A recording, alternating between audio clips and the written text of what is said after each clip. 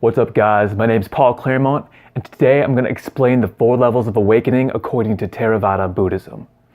And just to clarify, this isn't about awakening in the New Age sense, where everyone's been waking up and beginning their spiritual paths, but rather it's awakening in the final sense of enlightenment or self-realization as taught by the Buddha. So in the Pali Canon scriptures, the Tipitaka, there's actually 4 levels or stages of enlightenment, as opposed to just a singular final experience called Nirvana. And what this means is that you can actually still attain an experience of your true nature called the deathless or the unfabricated in Buddhism without it needing to be perfect, complete awakening. Instead, your enlightenment experience can fall somewhere in the first 3 levels where karma, conceptual entanglement, still remains to be dissolved and disbanded through further training.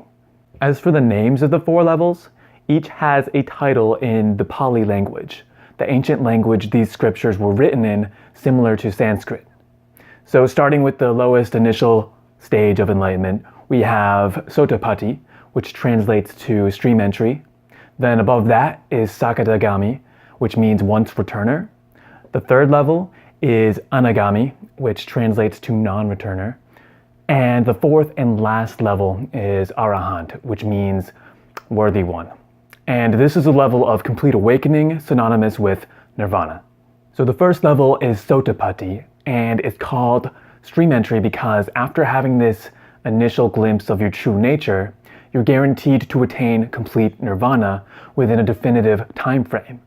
In the same way that if you jumped into a river, the momentum of the current would start carrying you and leading you to a destination downstream with certainty and inevitability.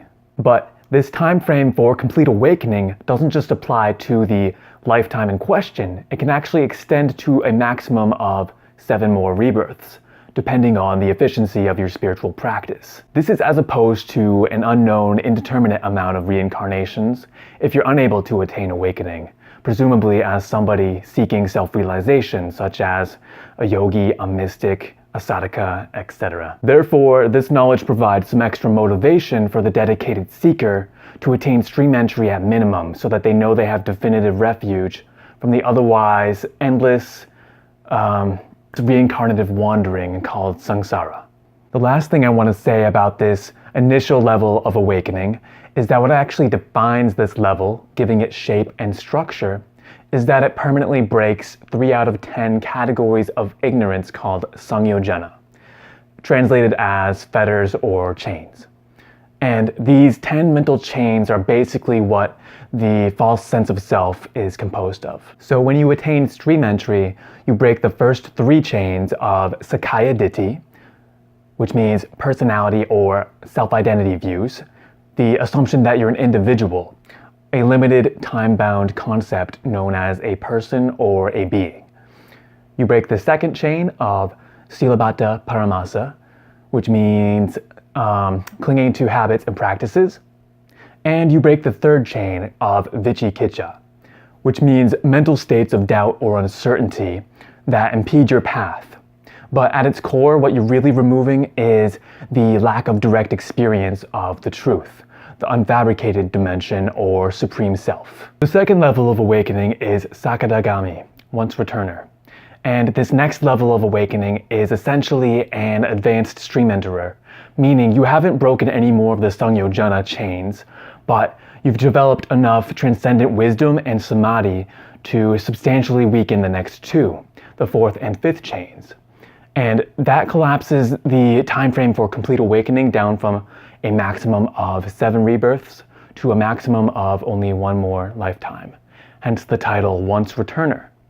So if you passed away as a Sakadagami, you would only return 1 more time to the physical realms.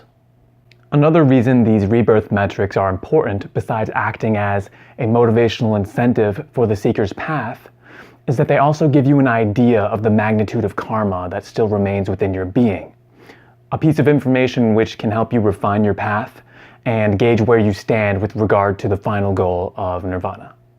One more thing to clarify is that you don't have to achieve stream entry in order to enter the deeper enlightenment states like Sakadagami.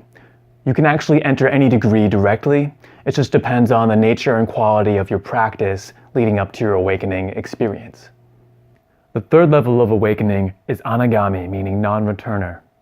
And you reach this depth of self-realization by proceeding to break the fourth and fifth chains of kamaraga, meaning sensual lust or passion for pleasurable sensory experience, and vyapada, meaning ill will.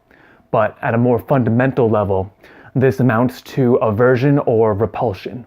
When you reach this degree of communion with your true self, you see with complete clarity that what you are cannot be identified with the world of form, the world of matter.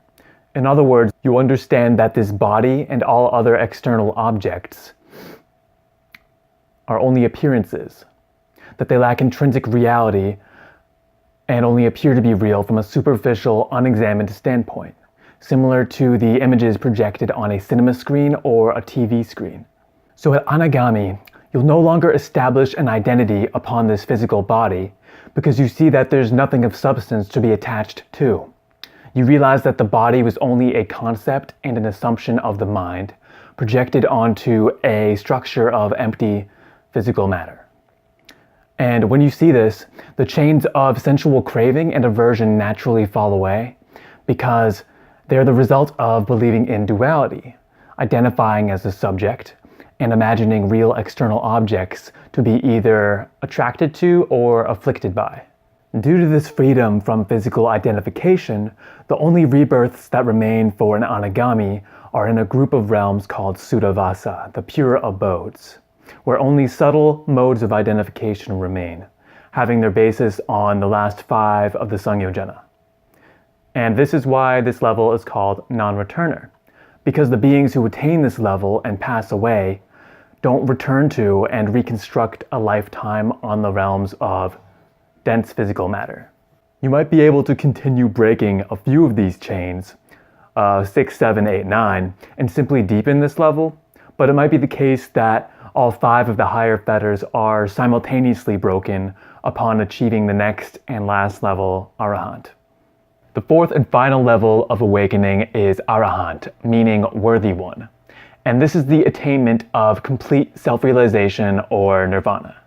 Nirvana means unbinding, but what it directly translates to is extinguishing, like a flame as it burns out, referring to the complete extinguishing of karma. This means putting an end to entanglement, identification, and bondage with phenomena, things that aren't really you, and that technically don't even have genuine existence in the first place. As a result, you finally reclaim your true self and attain a happiness that doesn't depend on anything else.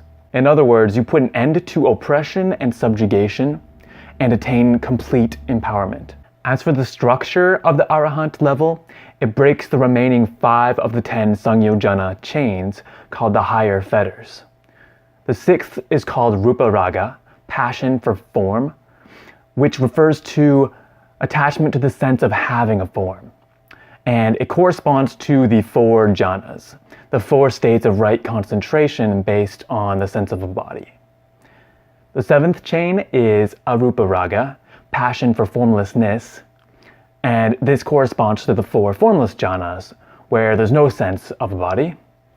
The 8th chain is Mana, meaning conceit, and this is the subtle desire to identify, to have a sense of identity and be the recipient of experience. The 9th chain is Uddhacca, meaning restlessness, and this is the implicit notion of being a conditioned being seeking this concept called complete awakening. And the 10th and last chain is Avijja, meaning unawareness. And this is just any remaining ignorance of your true unfabricated nature. So there you have it, guys. Those are the 4 levels of awakening as taught in the Pali Canon. I hope that this video helps you guys on your individual paths. And if you enjoyed this video, let me know by hitting the like button. Leave any questions or comments below. And if you want to see more videos like this from me about Buddhism and other esoteric spiritual topics, be sure to hit subscribe and the notification bell. And with that, this was Paul Claremont. I'll see you guys next time. Peace.